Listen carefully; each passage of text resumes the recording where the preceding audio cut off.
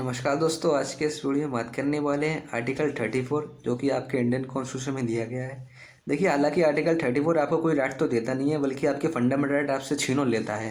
लेकिन फिर भी इसको फंडामेंटल राइट की सूची में डाला गया है।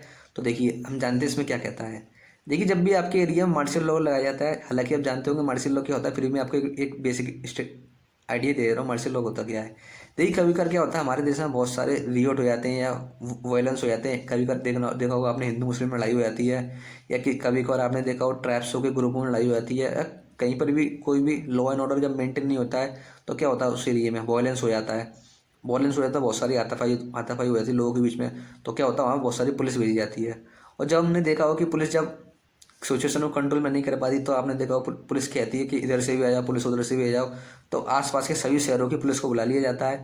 लेकिन यदि फिर भी पुलिस कंट्रोल में नहीं कर पाती ऐसी सिचुएशन को, तो उस टाइम इनको याद आती है हमारे देश के जवान। फिर वो आर्मी को बुलाया जाता है कि भाई लोग आप आइए और इस चीज़ को सॉर्ट आउट कीजिए, हमें पूरी यहाँ पर शांति चाहिए। पर आर्मी को पूरा कंट्रोल दे दिया जाता है। फिर आर्मी अपने डंडे चलाती है, अपनी हाथापाई करती है, लोगों को मारती पीटती है, जो करना चाहे वो कर सकती है। पूरी तरीके से छूट होती है आर्मी को। यही आपका मार्शल लॉ है। पूरी पूरी एरिया में शांति लाने के लिए मिलिट्री को बुलाया जाए, तो यही आपका मार्शल लॉ है। देखिए, हम जानते हैं आर्टिकल 34 क्या कहता है। It provides for the restriction on fundamental right. देखिए, फंडामेंटल राइट के ऊपर आपके ऊपर रेस्ट्रिक्शन लगाई जाती हैं, लगाया जा सकता है वाइल मार्शल लॉ इन्फोर्स। देखिए, कभी कभी क्या होता है, जब मार्शल लॉ इन्फोर्स होता है तो आपसे कह दिया जाता है कि आपको घर से बाहर नहीं निकलना है, या आप चाहें तो आप कुछ बोल नहीं सकते हैं हमारे खिलाफ, या कुछ भी आंदोलन नहीं कर सकते हैं, विद्रोह नहीं कर सकते हैं, आप अपनी आवाज़ नहीं उठा सकते हैं, आपको घर के अंदर रहना पड़ेगा। हो सकता है आपके साथ ऐसा किया जाए, फिर भले ही आपका फंडामेंटल राइट छीना है, आप कहेंगे मेरा fundamental right, right to movement या right to freedom to speech, right to personal liberty, सब मुझसे छीना जा रहा है उस टाइम के लिए। तो ऐसा हो सकता है आपके लिए जब मार्शल लॉ फोर्स हो। ऐसा कहा गया है आर्टिकल 34 में, with in the territory of India. India में कहीं पर भी हो सकता है। देखिए, कब कब लगाया जाता है, आपने देखा हो जब एक्स्ट्रा ऑर्डिनरी सिचुएशन आ जाती है। कभी कभार क्या होता है, बार हो जाता है, या इन्वेजन हो जाता है, या इंसलेंस होता है, रिवेलियन हो जाता है, रियोट हो जाते हैं, वायलेंस हो जाते हैं, दंगे फंगे होते रहते हैं हमारे देशों में। आपने जितना ही होगा, बहुत ही ज़्यादा डाइवर्सिटी वाला देश है। तो ऐसे केसों में कभी करके होता है मार्शल लॉ लगाना पड़ता है। जब पूरी पुलिस को कंट्रोल में नहीं कर पाती है ना, तो कई बार फौजी लोगों को बुलाना पड़ता है। तो ये बहुत कॉमन बात है, आपने देखा ही होगा, बहुत आपने न्यूज़ों में सुना ही होगा। उसका देखिए आर्टिकल 34 कहता है।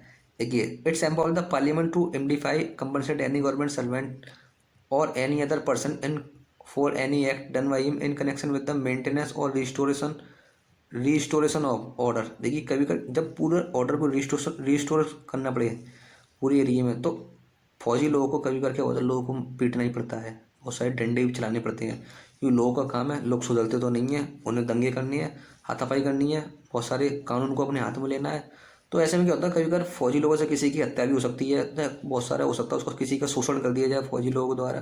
तो ऐसा नहीं है कि ये अब फिर बाद में जब मार्शल लॉ उठाया तो फौजी को पकड़ा गया कि आपने इसको मार दिया था, आपने चांटे चांटे बजाए थे। ऐसा नहीं हो सकता है ना।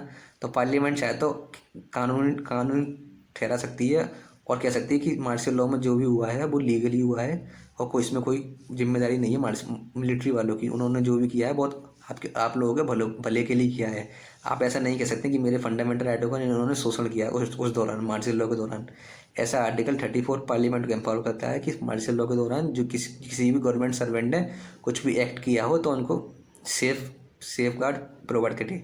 और देखिए, जब पार्लियामेंट कहेगी ऐसा बिल्कुल लीगली किया गया है, तो it can not be challenge. देखिए, it can not be challenge in any courts. देखिए, किसी भी कोर्ट्स में इसको चैलेंज नहीं किया जा सकता कि इन्होंने हमारे फंडामेंटल राइट को छीना, फंडामेंटल राइट को on the ground of contravention of fundamental right.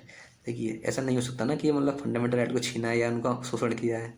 तो आशा करता हूँ आपको आर्टिकल 34 समझ में आ गया हो। वीडियो और अच्छी लगी हो तो वीडियो को लाइक जरूर कीजिएगा, और आप चाहें तो चैनल को सब्सक्राइब भी कर सकते हैं। थैंक यू दोस्तों, मिलते हैं अगले वीडियो में। और भी वीडियो बना दी है।